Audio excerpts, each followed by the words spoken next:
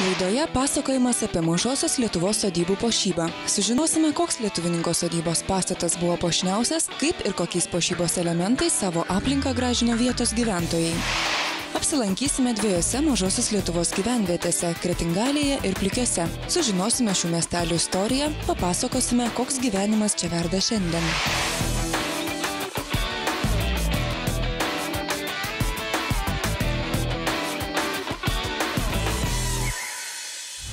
Sveiki! Šeštadienio rytas laidoje Kultūra Plius skirtas pasakojimams apie Mažąją Lietuvą, jos gyvenvietes ir kultūros paveldą. Tad laiko negaiždama, kviečiu Jūs pasiklausyti dvi naujas istorijas.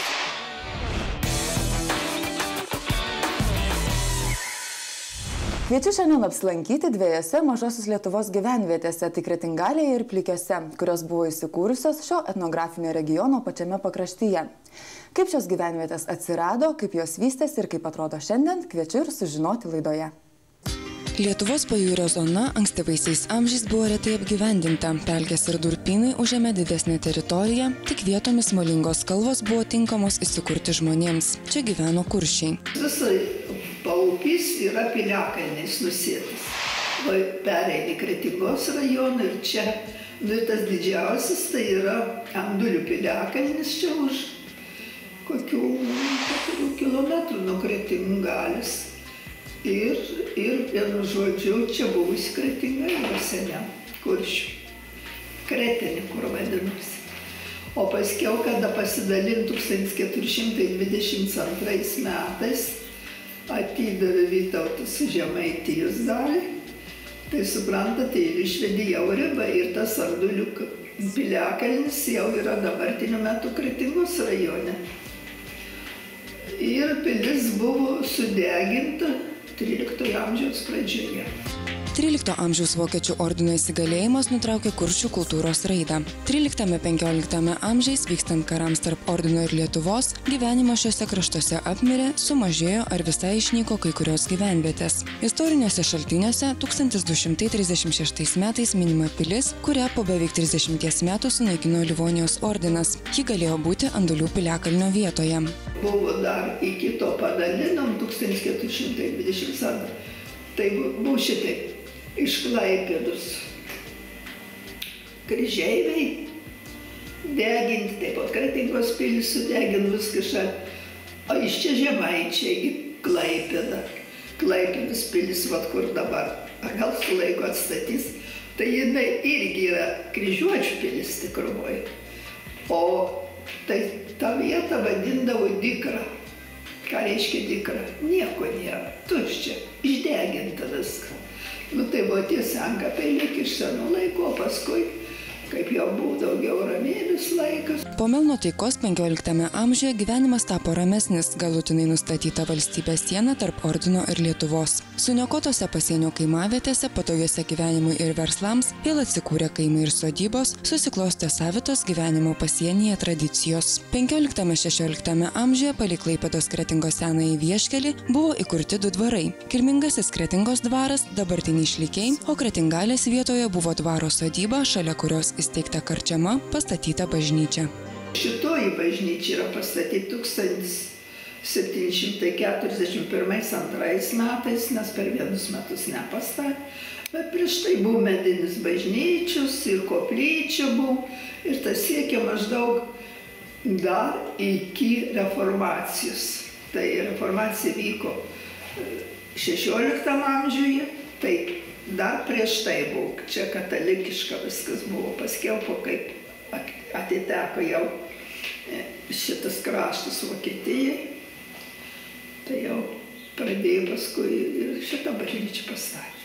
1652 metais pastatyti pirmieji mediniai maldos namai. Tuo metu Kretingalės parapijai priklausė net 72 kaimai. Po 80 metų medinė koplyčia nugriauta, o vietoj jos iš lauko akmenų ir plytų išmūryta bažnyčia medinių bokštų. Bažnyčia buvo nuolat tvarkoma ir atnaujinama, prie jos veikė mokykla. Vietovę vietiniai vadino Kretingale, oficialiuose šaltiniuose minima Kriotingen vardu. Nuo 19 amžiaus ši vieta pradėta vadinti Deutsch-Kriotingen, vokiečių Kretinga, norint atskirti nuo kaiminystėje jau už sienos esančios Kretingos.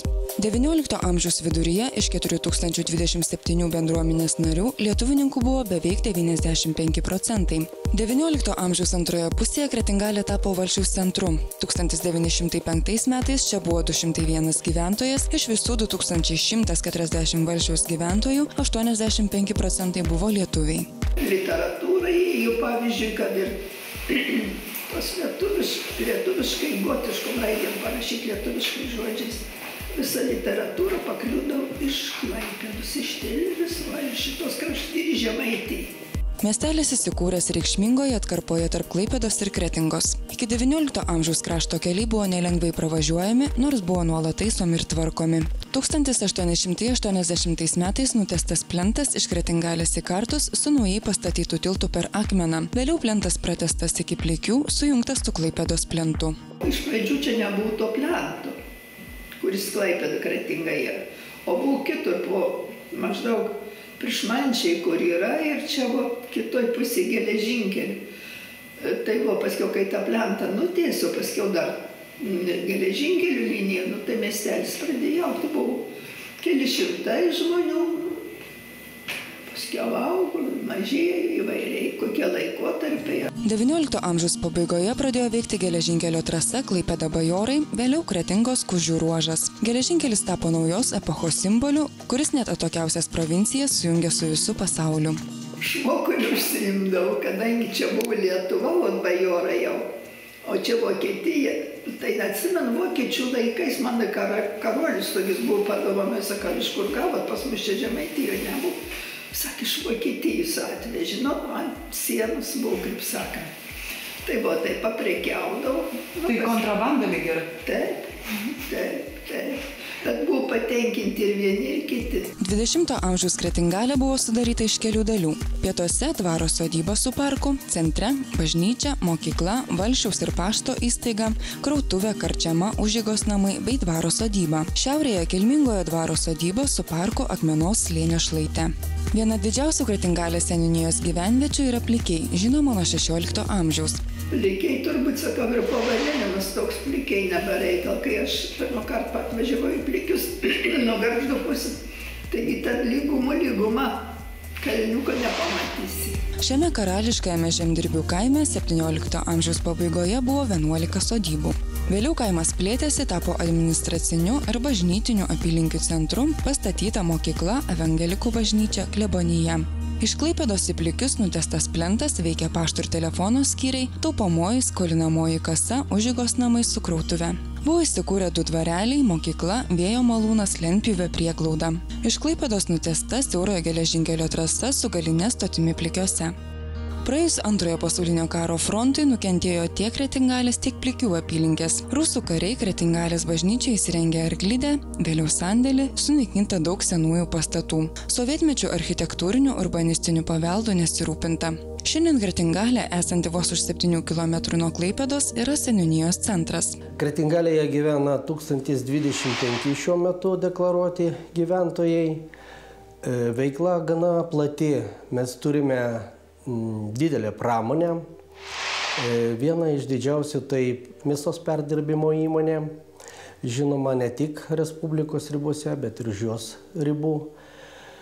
Smulkių daug verslininkų tiek prekyboje, tiek kitose veiklose, paslaugų sferoje. Turime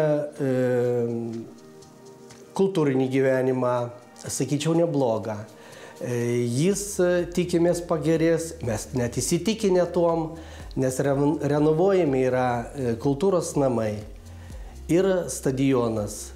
Turime stiprią Kretingalės miestelio bendruomenę, pirmininkas puikiai vadovauja jai, yra veiklus, vykdo įvairiausius projektus. Kretingalės evangelikų liuteronų bažnyčia šiandien tarnauja ir evangelikų liuteronų ir katalikų konfesijos žmonėms. Čia vyksta muzikos renginiai, veikia Kretingalės pagrindinė mokykla, biblioteka, paštas. Turime kaimo kapelą, Kretingalės miestelio ir bažnyčios jungtinį chorą.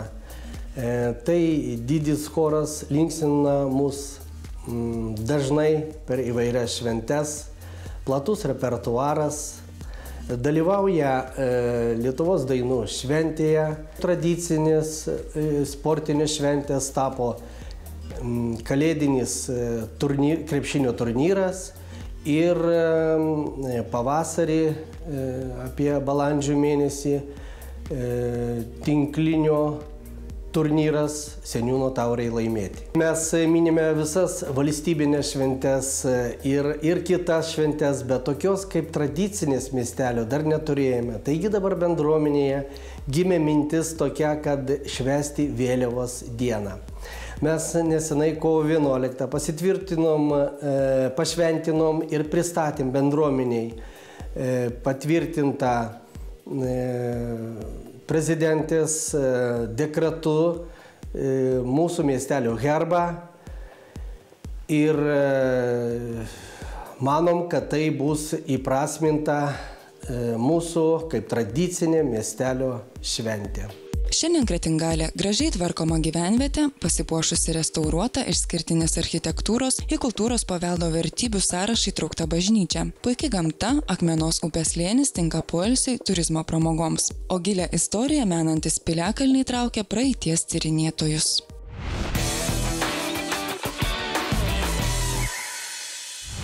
Netrukus papasakosime apie Mažosios Lietuvos sodybų puošybos ypatumus, tačiau dabar labai trumpa reklama.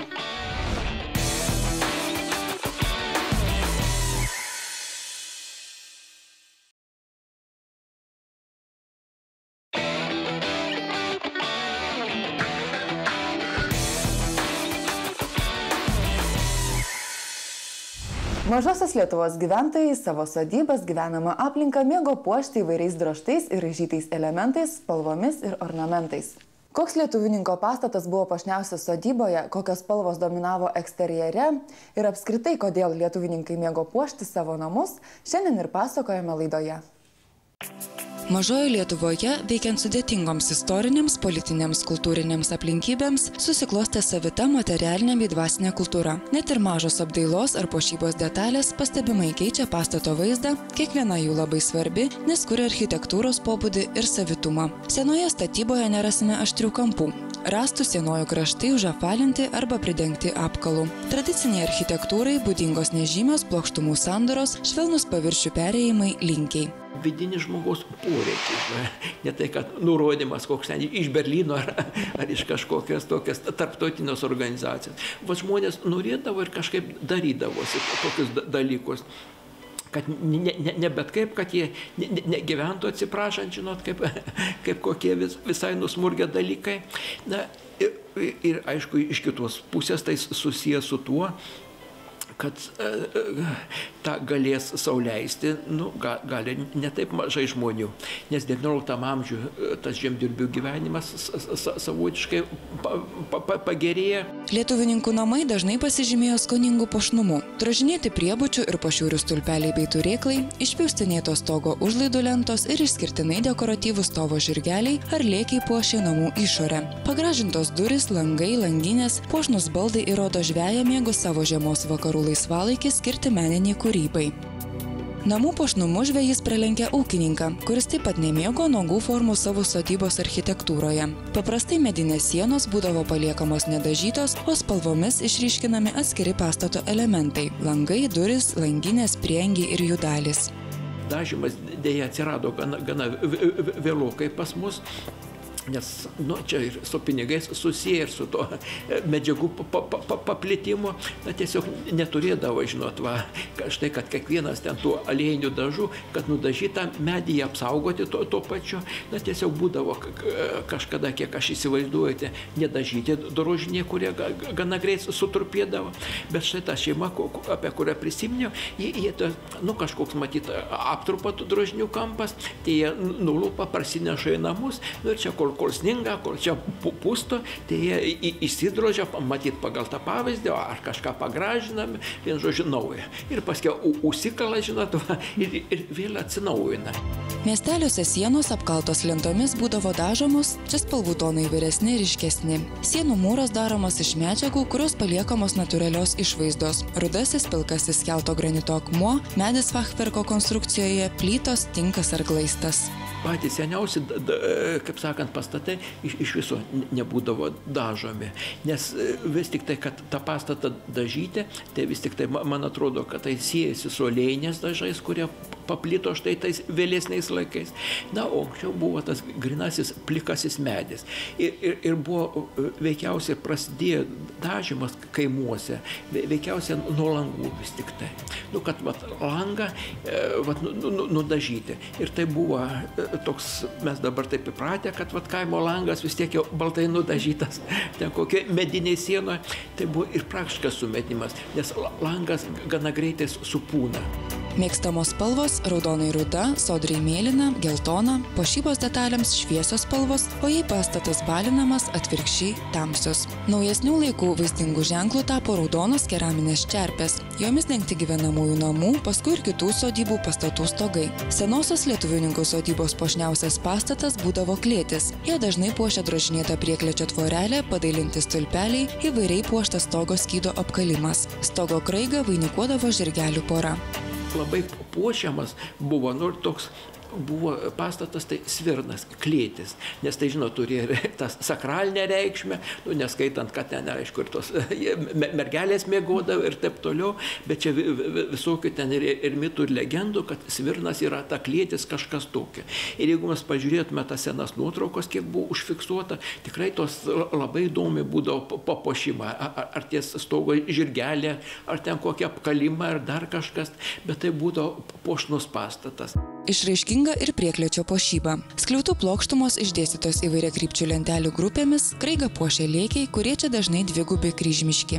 Gyvenamojo namo išorė būdavo kuklesnė. Ją paįvairindavo dailiai apkaltos išorės duris, priebutis, gana kuklus langų apvadai, stogo skydo įvairesnis apkalimas bei kraigo arkleliai. Neretai paprastesniais, grubokos formos arkleliais būdavo puošiami ir kitų ūkinių pastatų stogų kraigai.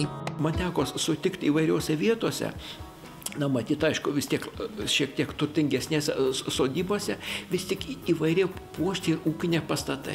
Vat kai nueini pasižiūri, lyg tai ūkinis pastatas, bet štai įsivaizduokite irgi tos gražios drožinėtos vėjelentės ir ties lėkis, stogo žirgelė kažkokia tokia ir ant daržinės, ir ant vartuko tokia ir taip toliau. Senųjų tvartų kraigai būdavo puošiami lėkiais, galėjo būti apdailinamos kai kurios konstrukcinės detalės, kaip kad sijų ar gegnių galai, skliauto lentų apačia, vėjelentės. Tvartams galėjo būti taikoma labai išraiškinga mūro puošyba. Išryškinami angokraščiai, karnizų juostos, skliautų elementai, tai priklausė nuo šeimininko išgalių. Kai kuriuose vietovėse labai įdomus, na, kai 20 amžiaus pradžioje prasidėjo ta silikatinių plytų, baltų tų plytų gamyba. Štai ir būdavo tokie meistrai, kad mūrė tą pastatuką iš tų baltų plytų ir dar ornamentus įmūrė iš raudonų plytų. Vat iš karto, ir padaro vos ne kaip audinio raštą, žinot, kažkokį ten rombiukais, kryžiukais, ten vos ne gėlyčio užuomazgos visą kitą. Tiesiog išdekoruoja. Matyti, ir šeimininkas taip norėdavo, žinot, kad ne vien kažkokį tokį. Galbūt ir kaimynai lenktyniauda tarpusavį ir kažką, tai kad kažkurio pastatai gražesni. Kai kur plytų mūras derinamas su akmeniu, pasitaiko ir fachverko konstrukcija, tačiau pastaroji itin reta ir labiau būdinga kolonistų ar miestiečių pastatams. Vėliau išplito mūriniai gyvenamieji namai. Jų išorė puošta būdingų kraštui tinko dekoru, reliefiniais angų pavidalais. Neretai stogų skyduose patalpindavo statytojo monogramą, statybos datą. Nuo seno buvo dekoruojamos durys, ypač būdingų dvigubų lentelių raštu, kuomet išorinis sluoksnis išdėliojamas iš įvairiakrypčių lentelių. Pasitaiko durų net su įstiklinimais. Jos dažnesnės uždarose prieangiuose, derinamos prie įmantraus pusiau įstiklinto tūrio. Būdavo labai gražių tų durų ir man tai irgi toks buvo įdomus dalykas, kai dar atranau senais laikais, kad štai atrodo kažkoks, kaimo užkampis, sakytume, gana tolimas kaimas, bet jis įsistatęs tokias duris, galim sakyti, vos ne kaip Klaipėdos senamiestį, ar kaip Vilniaus senamiestyje. Tikrai tos durys, žinot, labai ornamentuotos ir matosi, kad padarytos gero meistro. Ne tai, kad pats jau ten šeimininkas su kirviu kažkaip ten iškapuoja, bet tikrai labai taip išskoptos dar su kokiais stikliniais langelės, su įstiklinimais, ten su tokiais tobulais ornamentais ir su tais vadinama profesionaliais stilistika. Dekoruoti ir langų rėmai. Pirmojo aukšto langų apdailinamos apylangės, langinės, jos išryškinamos ir spalva, kontrastinga sienoms. Aukštaitija, Dzūkija, ten buvo labai išplitę tie langų apvadai. Aplink lango, žinot, labai gražiai išdrožinėdavo, ten ir tie augaliniai ornamentai, ir įvairios formelės, tikrai buvo labai išplitę. Na, man teko šitame krašte matyti vieną kitą dar išlikusi, nu, gana kuklų tokį tą ornamentą. Na, gal tai buvo susijusi ir su vėlesnė modernizacija, nes vėliau įstatydavo tiesiog didesnius langus, tos senesius išmesdavo. Na, galima spėti, gal 19 amžiaus pradžioje ir truputį daugiau buvo tas ornamentavimas. Puošiamas ir prieangio skliautelis, vejelentės, karnizai, lėkiai, išraižomojo plokštumėlė, atvirų prieangių dar puošiami stulpeliai ir viršutinės lentos.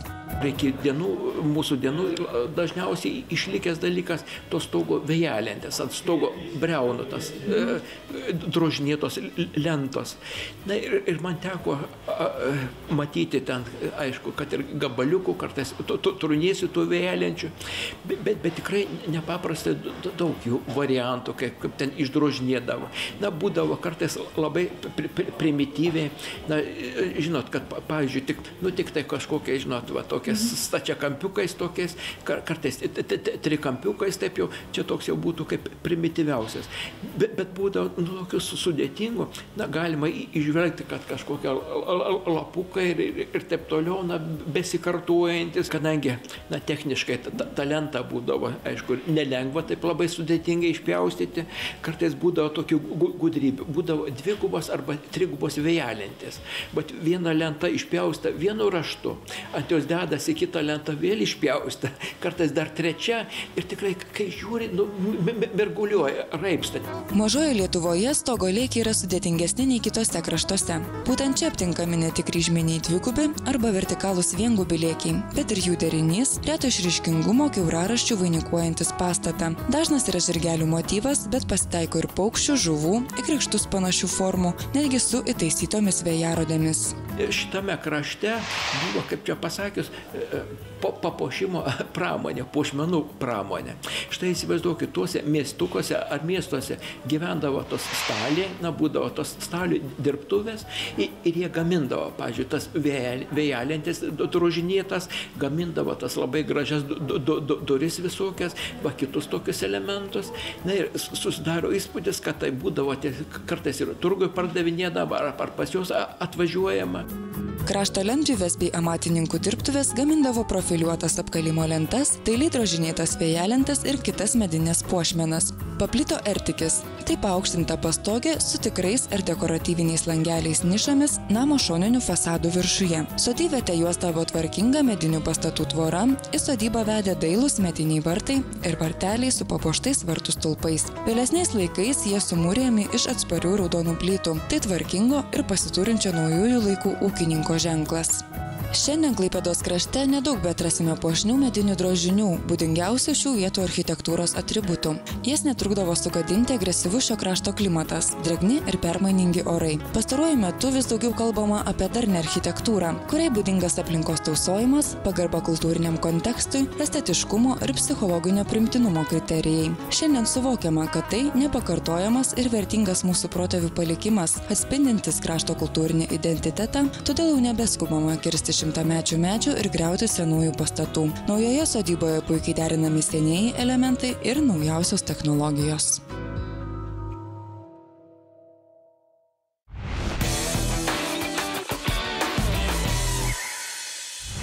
Tai buvo visos istorijos, kurias norėjome šiandien jums papasakoti.